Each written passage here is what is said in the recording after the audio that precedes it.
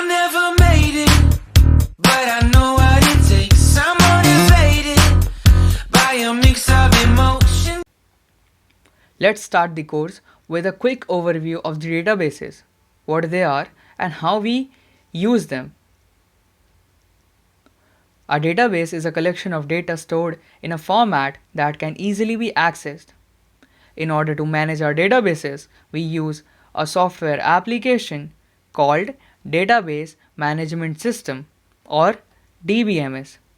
We connect with the DBMS and give it instructions for querying or modifying data. The DBMS will execute our instructions and sends results back. Now we have several database management systems out there, and these are classified into two categories, relational and non-relational, also called NoSQL. In relational databases, we store the data in tables that are linked to each other using relationships.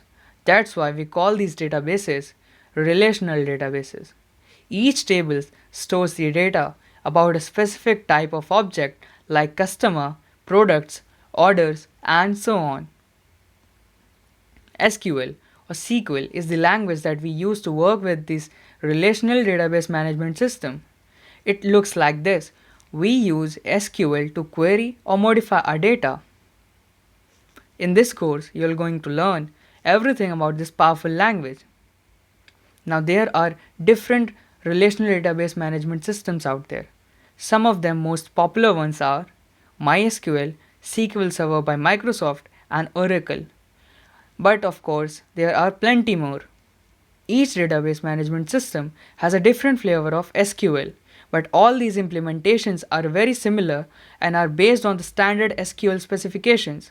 So most of SQL code that you'll learn in this course will work with any database management system. In this course, we will be using MySQL, which is the most popular open source database in the world. Now back to this diagram. What about non-relational databases? In non-relational databases, we don't have tables or relationships. These databases are very different from relational databases. But that's the topic for an entirely different course. What you need to know is that non-relational database management systems don't understand SQL. They have their own query language, so we use SQL to work with the relational database management system.